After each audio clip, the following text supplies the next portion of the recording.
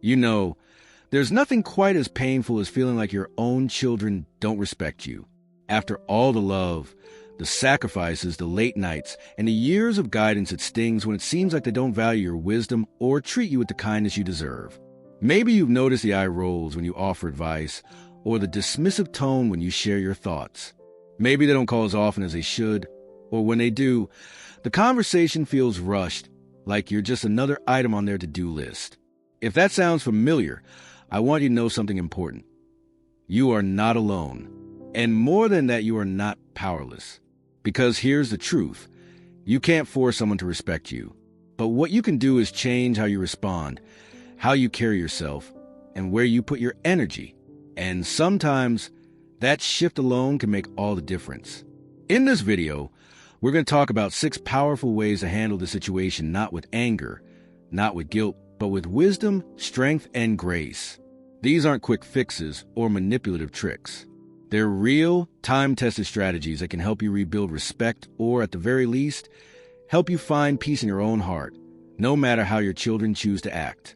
So let's start with the first one, and this might surprise you. 1. Stop chasing their approval. It's natural to want your children's respect, to want them to see you, hear you, and appreciate you. But here's the hard truth. The more you chase it, the more it can slip away. When you constantly seek their validation, whether by overgiving, over-explaining, or shrinking yourself to avoid conflict, you unintentionally teach them that your worth is something they get to decide. Instead, try this. Stand firm in your own value. You don't need their permission to be wise, to have boundaries, or to live with dignity. If they dismiss you, don't beg for their attention. Live your life with quiet confidence. Let them see that your self-respect isn't up for debate. 2.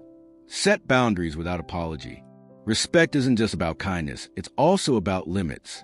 If your children speak to you harshly, ignore your needs, or take you for granted, it's okay to say, "That doesn't work for me." You don't have to yell or guilt trip them. Just state your boundary calmly, like you would with anyone else. For example, if they interrupt you, you might say, "I'd like to finish my thought." If they only call when they need something, try, "I love hearing from you, but I'd appreciate it if we could talk just to connect, not only when there's a problem." At first, they might push back. They're used to things being a certain way. But boundaries aren't punishment, they're love. Love for yourself, and honestly, love for them too. Because when you teach people how to treat you, you're giving them a chance to grow. Now, let's talk about the third strategy, one that can change the entire dynamic. 3. Focus on a relationship you can have, not the one you wish you had. Sometimes, the pain comes from holding on to an idea of how things should be. You might think, if they just understood me, or if they just act the way they used to, but clinging to that hope can keep you stuck in resentment. Instead, meet them where they are. If they're not deep conversationalists, enjoy lighter moments together. If they're busy, find small ways to connect a text, a shared memory, a funny story. This isn't about lowering your standards. It's about freeing yourself from disappointment by appreciating what is instead of grieving what isn't. And you know what? Sometimes when you release the pressure, the relationship softens in ways you didn't expect. Now, we've covered 3 powerful shifts so far: standing firm in your worth, setting boundaries, and embracing the relationship as it is. But there's more to explore, especially when it comes to communication, rebuilding trust, and finding joy beyond the struggle. So let's keep going. You've already taken the first steps, recognizing your own worth, setting boundaries, and shifting your expectations. Now, let's build on that foundation with the next strategies. These aren't about changing your children. They're about changing the energy you bring to the relationship. Because when you shift, the dynamics around you often shift too. So let's move forward with the 4th approach. 4. Communicate with clarity, not emotion. When we feel disrespected, it's easy to react from a place of hurt, raising our voices, bringing up old grievances, or shutting down entirely. But here's the thing. Emotionally charged conversations rarely lead to change. Instead, they often leave everyone feeling defensive and unheard. The key is to speak with calm, clear intention. For example, instead of saying, "You never listen to me," which can sound like an attack. Try. When I share something important and don't feel heard, it makes me feel invisible. I'd really like it if we could talk more openly. This isn't about tiptoeing around their feelings. It's about giving your words the best chance to land. When you remove the emotional static, your message becomes harder to dismiss. And if they still don't respond, that brings us to our next point. 5. Redirect your energy toward what does fulfill you. There's an old saying, don't water a dead plant. If you've tried your best to mend the relationship and it's still one-sided, it might be time to pour that love and energy into places where it can truly grow. That could mean deepening friendships, joining a community group, volunteering, or rediscovering an old passion. When you fill your life with things that light you up, 2 things happen. First, you stop depending on your children for your sense of worth. Second, they may start to see you in a new light, not just as a parent waiting for their attention, but as a vibrant, interesting person with a full life. Now, this doesn't mean giving up on your children. It just means refusing to let their behavior define your happiness. And finally, let's talk about the 6th strategy, one that can transform not just your relationship with them, but your relationship with yourself. 6. Lead by example. Show them what respect looks like. Sometimes, disrespect happens because people forget how to treat one another, especially in families where old roles and resentments linger. So instead of telling them how to act, show them. Speak to them with kindness, even when setting boundaries. Listen when they talk, even if you wish they'd do the same for you.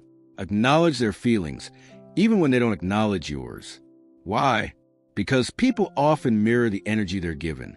And even if they don't change right away, you'll know you've taken a high road, and that's something no one can take from you.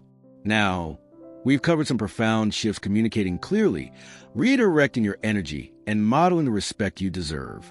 But there's still more to explore, especially when it comes to finding peace in situations that may never fully change. So let's keep moving forward. We've come a long way together in this conversation. You've learned how to stand firm in your worth, set boundaries without apology, and shift your focus toward what truly nourishes you. But before we wrap up, I want to leave you with something even deeper, the kind of wisdom that doesn't just change how your children see you, but how you see yourself in this season of life. Because here's the truth. Respect isn't just something we ask for from others. It's something we cultivate within ourselves first. And that brings us to our final, most important shift. 6. Reclaim your story beyond parenthood. For decades, your identity may have revolved around being mom or dad. You poured everything into that role.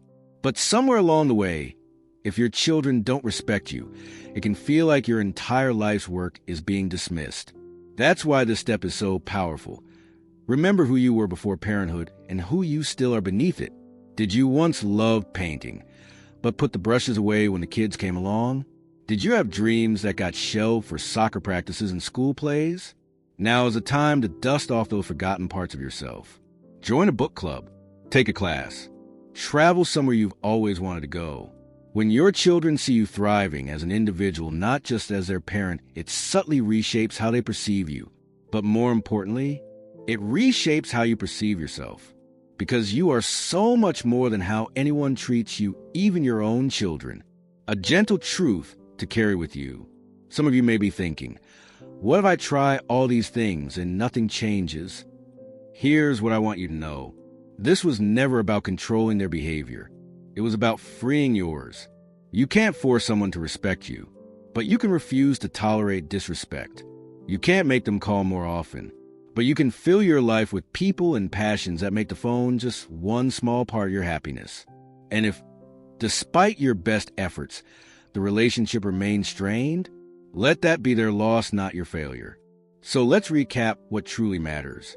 Your worth isn't negotiable. Boundaries are an act of love for both of you.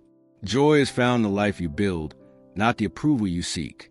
If you take nothing else from this video, take this.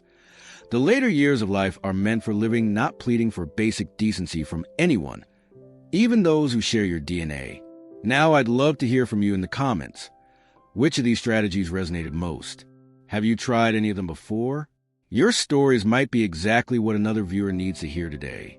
If this conversation touched your heart, hit that like button. It helps others find this message. And if you're not subscribed, consider joining our community. We're here to remind each other that life after 60 isn't about fading into the background. It's about standing tall in your wisdom, your stories, and your unshakable worth. Until next time, remember, you don't need permission to be treated with dignity. You only need to decide you deserve it. Here's to writing your next chapter on your terms. If this conversation resonated with you, I'd be so grateful if you'd hit the like button and help spread this message to others who might need it. And if you haven't already, consider subscribing to our channel for more heartfelt discussions on navigating life's challenges with wisdom and grace. Your experiences matter. So please share your thoughts in the comments below. Have you tried any of these approaches? What's helped you most? Let's keep this important conversation going. Thank you for being here, and remember, your journey is worth honoring every step of the way.